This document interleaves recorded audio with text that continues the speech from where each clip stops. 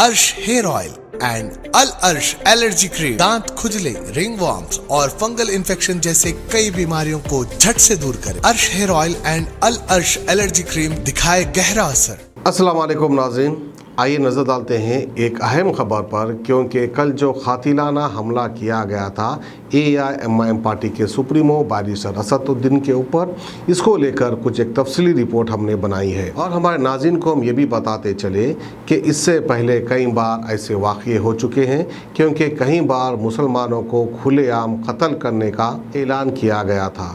इस तरह से धमकी देने वाले, इस तरह से खुलेआम तलवारों की वीडियो निकालते हुए, गन चलाते हुए ऐसे कई वीडियोस जो है मंजर आम पर आए थे। लेकिन बावजूद इसके हमारी देश की हुकूमत और हमारे देश की पुलिस कोई ठोस कदम नहीं उठाती है इन चीज़ों को लेकर। वहीं पर हम आपको याद दिला दें कि आज से 2 महीने पहले दिल्ली में अवैसी के घर के ऊपर भी हमला किया गया था। बावजूद इसके हुकूमत कोई ठोस कदम नहीं उठाई थी। आखिर क्या वजह है इस तरह से असदुद्दीन अवैसी को टारगेट क्यों किया जा रहा है? हमारा देश, हमारा इंडिया, जिसे हम फ़ख्र से नाम लेते हैं कि हम जो है हिंदुस्तान से हैं, हम इंडिया से हैं, क्योंकि बाहरी मुल्कों में इंडियन सिटीज़न को बड़ी इज़्ज़त की निगाहों से देखा जाता है। लेकिन कहीं ना कहीं हमारे देश में भी जो है आतंकवादी जैसे नाम लगने शुरू हो गए हैं। ये तो हिंदू धर्म बहुत अच्छा है, उसकी हम खुद भी इज़्ज़त करते हैं, लेकिन हिंदू धर्म में कोई आतंकवाद नहीं था। अब पिछले कई साल से जो है हिंदू धर्म में आतंकवादी जैसे हरकतें हो रहे हैं, क्योंकि कई बार ऐसे वाक़ये पेश आए। शाहीन बाग में जब एहतजाज चल रहा था, वहाँ पर जो है एक नौजवान जो है पिस्टल लेकर गया वहाँ के लोगों को गोली मारने के लिए। वहीं पर पुलिस ने उसको अरेस्ट भी किया था, फिर बात उसकी बेल भी हो जाती है, उसको भी छोड़ देते हैं। इस तरह से नरम रवैया अपनाने के बाद जो है अब जो कट्टर हिंदू है उनके दिलों में एक जज्बात आ जाएंगे, एक ताकत आ जाएगी, फिर से वो इस तरह की हरकतें करते रहेंगे। यूँ तो मैं आपको बताता चलूँ कि मुस्लिम कौम कोई कमज़ोर कौम नहीं है, लेकिन जब वक्त आता है लड़ने का तभी लड़ेगी। लेकिन इतनी सी बात को लेकर, एक छोटी सी बात को लेकर एक सियासतदान अपनी सियासत कर रहा है, उसकी सियासत को लेकर नाराज़ हो रहे हैं और उसके ऊपर जानलेवा हमला कर रहे हैं। आखिरकार ये 2 नौजवानों के पास गन आया कहाँ से, इन्होंने ख़रीदा कहाँ से, और ख़रीदा भी तो क्या हमारे देश की इंटेलिजेंट इतनी कमज़ोर है जो इसका पता भी नहीं लगा सकी?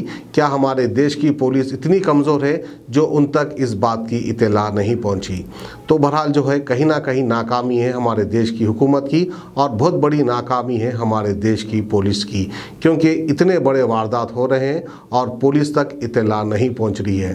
तो बहरहाल जिन्होंने असदुद्दीन अवैसी पर जानलेवा हमला किया उसकी तफसीलात हम आपको बताते चले, और बड़े अफसोस के साथ हम आपको बताते हैं कि 2 नौजवान जिन्होंने असदुद्दीन अवैसी की कार पर गोली चलाई, ये 2 नौजवान जो है स्टूडेंट हैं, ये लॉ पढ़ रहे हैं, यानी LLB पढ़ रहे हैं, और ये फ्यूचर के लॉयर्स हैं।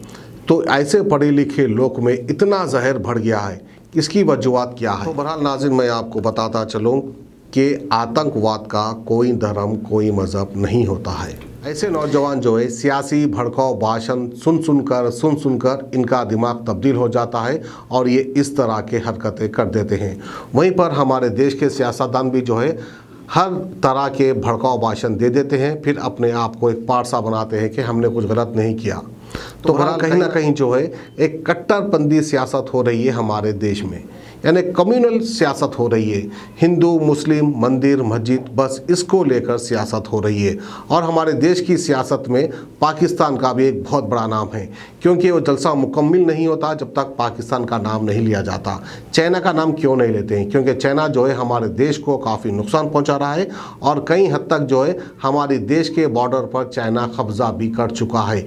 इनके ऊपर कोई भड़काऊ भाषण क्यों नहीं देता, और चीन की फौज से जाकर कोई भी क्यों नहीं लड़ता?